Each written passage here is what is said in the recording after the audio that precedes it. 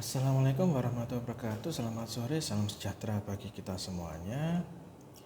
Sahabat UT yang saya banggakan dan saya cintai. Upaya hukum wajib pajak di dalam penyelesaian sengketa pajak tentu ada beberapa treatment. Maka dalam upaya hukum wajib pajak harus mendasarkan beberapa hal.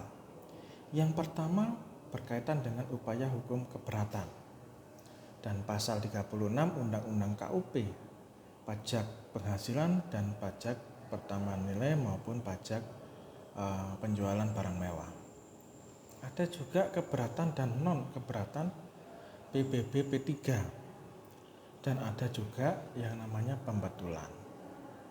Skema upaya hukum wajib pajak, maka kita harus melihat yang pertama, pemeriksaannya dulu, apakah setuju maupun tidak setuju. Kalau setuju maka pelaksanaan kewajiban, kalau tidak setuju ada upaya wajib pajak keberatan. Maka ketika mengajukan keberatan tidak setuju, maka WP atau wajib pajak ketika tidak setuju mengajukan keberatan ada upaya banding, ada pelaksanaan kewajiban. Nah, kalau dalam upaya yang setuju, ketika keberatan itu setuju, pelaksanaan kewajiban. Kemudian di dalam upaya wajib pajak, terutama di dalam Undang-Undang KUP pasal 36, maka pasal 36 ayat 1B ketika ada yang tidak setuju, maka bisa mengajukan gugatan. Ketika dalam hal pasal 36 ayat 1C dan pasal 36 ayat 1D Undang-Undang KUP ketika setuju bisa melaksanakan suatu kewajiban. Oleh karenanya, apa sih yang dikatakan sebagai suatu sengketa pajak? Maka sengketa yang timbul dalam bidang perpajakan antara wajib pajak atau penanggung pajak dengan pejabat yang berwenang sebagai akibat dikeluarkannya keputusan yang dapat diajukan sebagai banding atau gugatan kepada pengadilan pajak berdasarkan peraturan perundang-undangan perpajakan, termasuk gugatan atas pelaksanaan penagihan berdasarkan Undang-Undang Penagihan Pajak dengan surat paksa, Undang-Undang Nomor 12 Tahun 2002 tentang Pengadilan Pajak. Jadi sengketa pajak itu WP dengan pejabat pengambil keputusan perpajakan. Nah, penyelesaian sengketa pajak di Direktorat Jenderal Pajak, di Pengadilan Pajak, bahkan di Mahkamah Agung itu berbeda-beda. Kalau penyelesaian internal di DJP atau Direktorat Jenderal Pajak itu ada 4 hal: pembetulan ketetapan pajak, pengurangan atau penghapusan sanksi administrasi perpajakan, pengurangan atau pembatalan ketetapan pajak, dan keberatan.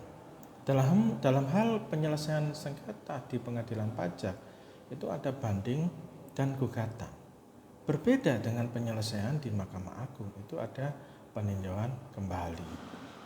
Oleh karenanya, maka jenis-jenis penyelesaian sengketa pajak itu ada keberatan, banding, dan PK yang memiliki kedudukan masing-masing. Oleh karenanya, apa yang bisa dikatakan dalam hal upaya penyelesaian sengketa ini adalah esensinya adalah bersifat sanksi. Apakah bisa dikatakan itu sanksi administrasi berupa denda, berupa bunga, atau kenaikan pajak, ataupun berupa sanksi penjara atau kurungan, yang merupakan tindak pidana perpajakan sebagai suatu ultimum remedium. Bahkan bisa dikatakan itu premium remedium. Sehingga apakah bisa sanksi-sanksi ini diterapkan secara ultimum remedium. Bisa, tetapi lebih didahulukan sanksi administrasi perpajakan terlebih dahulu di dalam Undang-Undang Harmonisasi Ketentuan Perpajakan, yang mana di dalam disertasi saya bahwa sanksi administrasi di dalam hukum perpajakan, baik itu berupa denda, bunga, atau kenaikan pajak, itu lebih diutamakan dalam hal mengemban kewajiban, dalam hal untuk pemenuhan kewajiban di sektor pajak dan mengembalikan penerimaan negara yang kurang, sehingga lebih didahulukan kepentingan administrasi daripada kepentingan pidana, sehingga bisa jadi kepentingan administrasi itu menjadi salah satu solusi dalam hal penyelesaian sengketa pajak. Itu yang saya tulis di dalam disertasi saya.